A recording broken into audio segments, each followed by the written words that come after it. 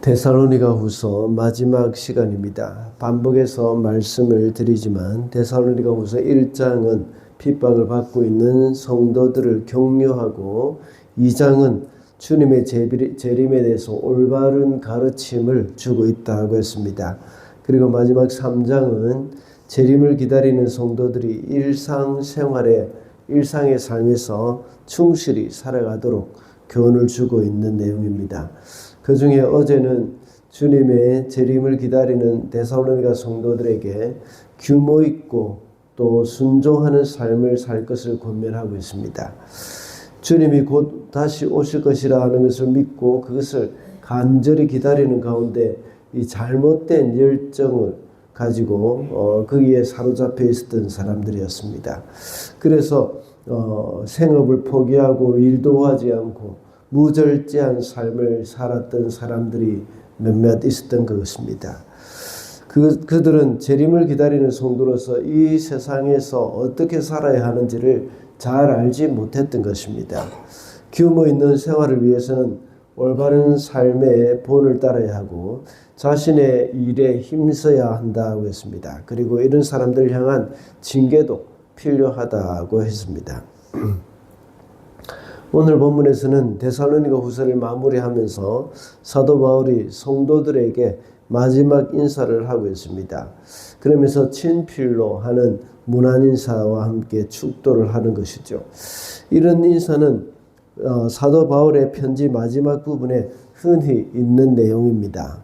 그러나 데살로니가 교회와 같은 종말과 재림에 대한 문제가 있는 사람들에게는 특별히 필요한 복을 선언한 것이라고도 할 수가 있습니다.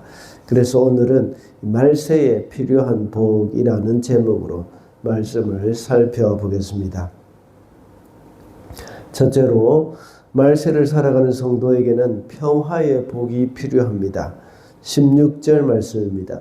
평화의 주님께서 친히 언제나 어느 방식이든지 여러분에게 평화를 주시기를 빕니다. 주님께서 여러분 모두와 함께 하시기를 빕니다.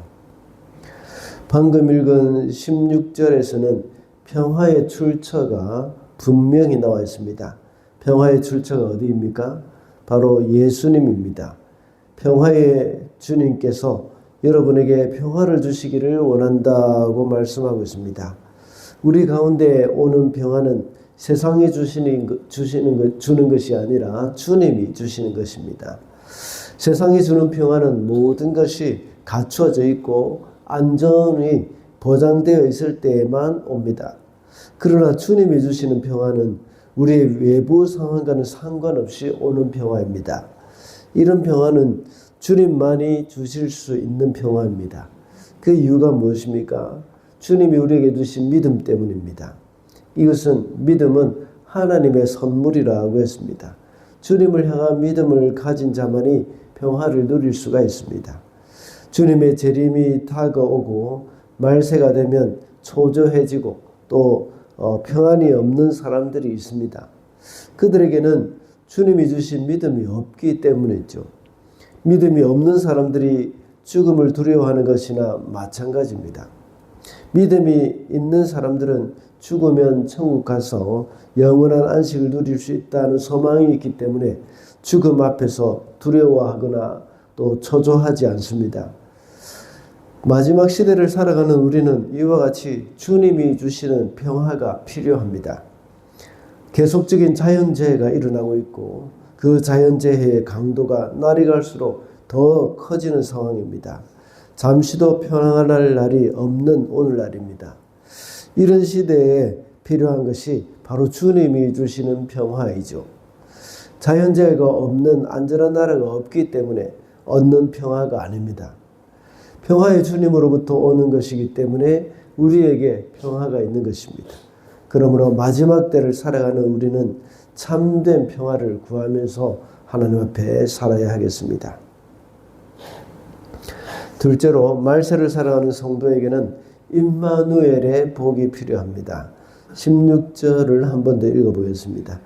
평화의 주님께서 친히 언제나 어느 방식으로든지 여러분에게 평화를 주시기를 빕니다. 주님께서 여러분 모두와 함께 하시기를 빕니다. 앞서 첫 번째 대지에서 말세를 살아가는 사람에게는 평화의 복이 필요하다고 했습니다. 그 평화를 주시는 분이 바로 주님이시라고 했습니다. 평화의 주님이라고 했죠. 이 주님이 우리와 함께 계시는 것만큼 더 큰 복이 없는 것이죠. 그래서 사도 바울은 방금 읽은 16절 하반절에서 주님께서 여러분 모두와 함께 하시기를 빕니다 라고 이렇게 축복을 하고 있는 것입니다. 임마누엘의 복이죠. 하나님은 우리와 늘 함께 하십니다. 구약시대에는 늘 우리와 함께 하지 않았습니다. 그러나 하나님의 백성으로서의 신약에서는 이제 늘 우리와 함께 하시는 주님이십니다. 구약에서는 하나님의 백성에게 도움이 필요할 때만 오시곤 했습니다. 광야에서는 구름 기둥과 불 기둥으로 오셔서 함께 하셨습니다. 그리고 전쟁에서 승리를 주시기 위해서 오시기도 했습니다. 그러다가 예수께서 2000년 전에 사람으로 오셔서 그 백성들과 함께 하셨습니다. 그러나 이제는 성령으로 우리 가운데 오셨습니다. 이제는 모든 믿는 사람들에게 오셔서 다시는 떠나지 않으시게 되었습니다. 그래서 저와 여러분 안에 늘 계시면서 평생 떠나지 않고 우리가 함께 하시고 우리 안에 완전히 거하게 되었습니다. 이것보다 더 큰 복은 우리에게 없습니다. 이것 하나만으로도 모든 것을 다 가진 사람보다 더 큰 복을 받은 것입니다. 특별히 말세가 되어서 언제 망할지 알 수 없는 이 세상에서 하나님이 우리와 함께 하시는 것만큼 안전한 것은 없는 것이죠. 과거에 온 세상이 물로 심판을 받을 때 하나님이 노아에게 찾아가셔서 방주를 지으라고 하시고 살 길을 주셨습니다. 그리고 한참 후에 소돔과 고모라가 멸망할 때 하나님이 롯의 가족들에게 가셔서 그들을 구원해 주셨습니다. 그런데 오늘날에 와서는 그 하나님이 임마누엘로 완전히 우리 안에 들어와 계십니다. 말세에 불의 심판이 임한다고 하더라도 우리 주님이 우리와 함께 하시기 때문에 그보다 더 안전한 곳은 이 세상에 없다는 것을 우리는 알아야 하겠습니다. 마지막으로 말세를 살아가는 성도에게 필요한 복은 은혜입니다. 18절 말씀입니다. 우리 주 예수 그리스도의 은혜가 여러분 모두에게 있기를 빕니다. 바울 서신의 마지막 인사는 대부분이 이와 같습니다. 은혜가 있기를 빈다는 말입니다.